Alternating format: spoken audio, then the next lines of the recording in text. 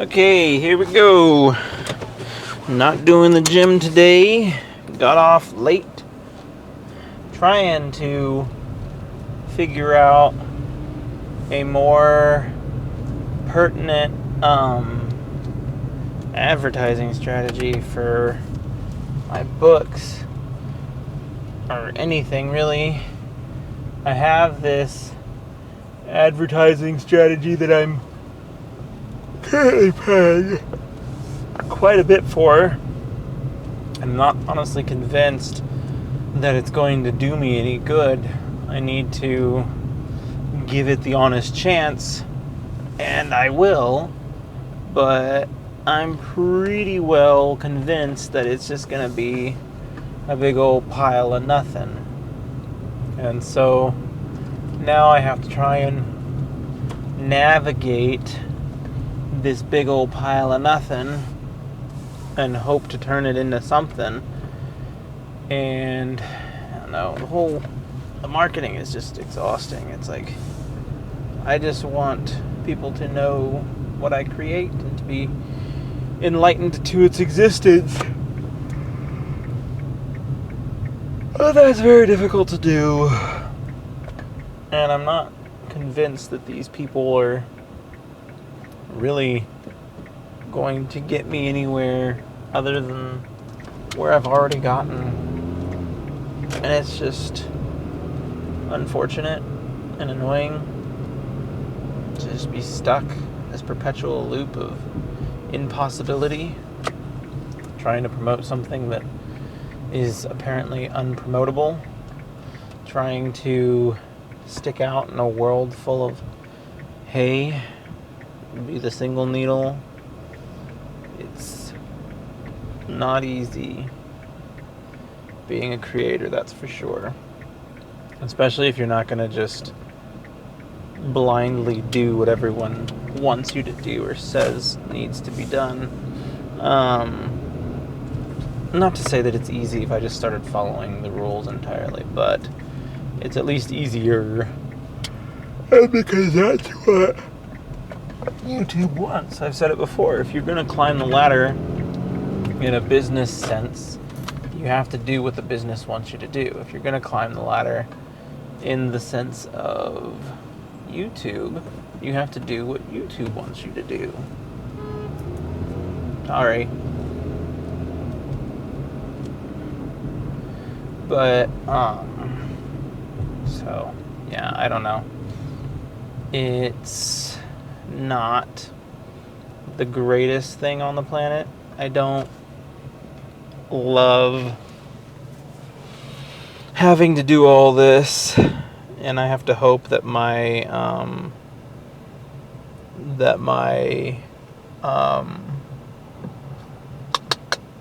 efforts eventually pay off. I'm making these new videos that are much more developed than these ones are, and I'm really hoping that these more developed videos also perform better. But at the end of the day, there's no way to know. There's no guarantee. I just have to hope that I have something that people care to watch. Unlike these videos here where I'm just ranting in front of my camera on the way to and from ranting in front of my camera on the way to and from work is what I said, in case you didn't get all of that. So, I don't know. I would be in a bad place if I said that I never gave this marketing firm a chance, even though I'm quite convinced that they will not be what I need. It'd be different if they had like the same level of creativity that I do, but in the marketing realm, and so they can help me find a way to creatively market myself. But they're just gonna put my ads in a magazine full of ads, and then I also have to I'll be in there newsletter. It's like, how many people actually read newsletters? How many people actually read these advertisements? And the amount of money I'm paying for these features is pretty pathetic. I don't know. There's no right way to go about doing it, but it certainly feels like I'm doing it the wrong way. And is that something that could be true, even though there is no right way? Does that mean that there still could be a wrong way? I don't honestly know. I'm just tired and upset and ready for something to finally feel like it's been worth my time. I can create until I'm blue in the face, but if no one cares for what I create, then what's the point? I'm just creating it for myself. And what's the point in that? Because I don't, after I get it written down or whatever, I don't go back and read it. I guess it feels good to have a finished story under my name and to have several books under my name. But right now I'm just annoyed by it all and fed up. I don't know why I'm in such a funk, because I wasn't in that bad of a funk before. It's just been a funky kind of thing, apparently. I don't know. And I'm just hoping that something turns itself around and I can start finding the right people to find my material and be like, this is actually pretty good. But at this point in time, I just kind of am mad and pissed off and really just wanting to finally stick out and to be something or someone. And I don't know that I can be that. And I'm starting to lose hope that I ever will. And this is a depressing conversation that I definitely did not expect to be walking in on. But it's certainly annoying that I feel like I'm in a better place than I've ever been before. And I still can't be in the place that I want to be. And it makes me wonder if I'll ever be in the place that I want to be. Will I ever be where I want to be? I don't know. I'm not convinced that the answer to that question is yes.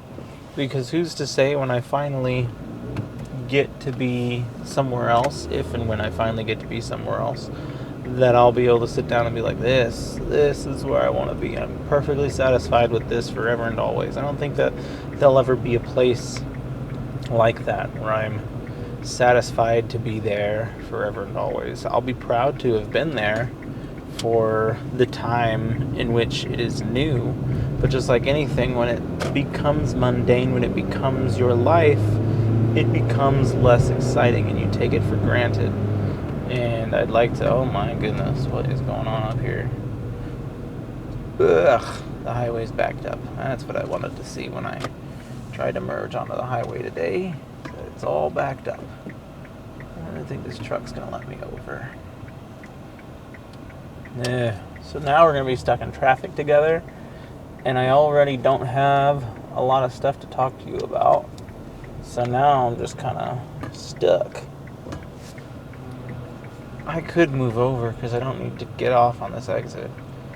But depending on how backed up this is, I might get off on this exit and try and get on the highway from another angle. This side of the highway doesn't seem to be quite so backed up. It seems to be this side of the highway that's just completely stuck. I might move over. See if this Jeep is not going to let me over. But what about this car? Yeah, I think this truck will let me over. So I don't need to use the exit. I'll stick to it. And then hope that I don't have to merge over. I don't have any idea why there's so much traffic out here today.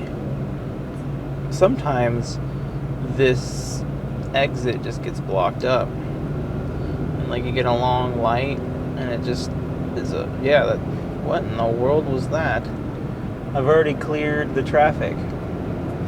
There must have been a long light backed up at this exit and kept people backed up all the way to the other side of the highway. And now they've got the green light and they're free to roam. That is weird as heck. But at any rate,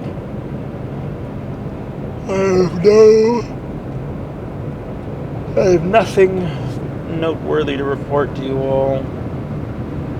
I think my advertisement in the magazine will go into effect in September, and I'll get to see if I got featured in it. And I doubt very many people will take immediate interest in my work. And I'm just going to see it and be like, oh, what's this guy talking about? I want to know. It's unfortunate and very lame that I have to deal with this. But, I mean, I guess I shouldn't say it's unfortunate and lame. It's the reality of things. What does my entertainment have that no one else has that would entice people to go and watch it? I say it's entertainment without the politics, and I do believe that there is truth behind that. But people who see politics and things tend to force themselves to see it.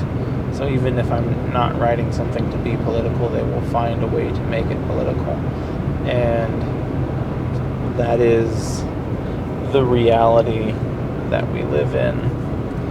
It's unfortunate that we have to write characters and stories and things and make a direct point to say that it's not political, because that means that our storytelling medium has become so political that it's hard to exist in a world where they're not telling you something or wanting you to believe something when they tell their stories. And that's what it's just becomes very in your face at some point in time, where you just don't even want to enjoy modern stories anymore because you know that they're trying to tell you something. And it's not that you disagree with what they're trying to tell you, it's not what you're here for. It's at least not what I'm here for. I'm not here for a writer to tell me what their thoughts are on the political market of the United States right now. I don't even care about the political market of the United States. It's a voting year, and I don't even know who's up for election yet. And I don't care. And so it's just a whole big thing. And I don't know that I care all that much to realistically try any harder than I am. These videos have really I have just accepted that they are going to be garbage quality, and then I am just going to crank through this October challenge as quickly as I possibly can and move on to what's next as soon as humanly possible. And when that happens, I will be ready for what's next. I don't know what's next. I don't suspect very many people know what's next, but I especially do not. Hopefully, as I grow episodes of Compression Man, I can grow an audience of people who want to see it, and those people will enjoy what it has to offer. And until then, I can only continue to do what I do, putting your work out there without putting zero marketing on it doesn't seem like the right strategy, though dumping insane amounts of money on marketing doesn't seem like the greatest of strategies either. I've spent a lot of money on marketing and I haven't gotten anywhere for it. I mean, people will notice it. I paid for a billboard and a lot of people are like, oh, I saw your billboard, that's really cool. I was like, yeah, that's cool, I guess. what was the point in that? Why did I pay for this billboard? Just so people can see it and say, hey, I saw your billboard. Like, that's all fine and dandy. What are you going to do about it? I don't know. I don't know that they're going to do anything about it. But maybe we will try and see if there is another way to go about doing this. I don't know. I can be famous in my little town, but it's only going to get me so far. I need to get famous at least in the town that I work, one of the surrounding cities, so that I can achieve my goal of working full-time, not in the traditional sense. I think it's doable. I just need to find my crowd of people, my 10,000 people. And even then, there was a guy who said 1,000 true fans will drag most creators to success. And that's a big number in the grand scheme of things, but a smaller number in the grandest scheme of things.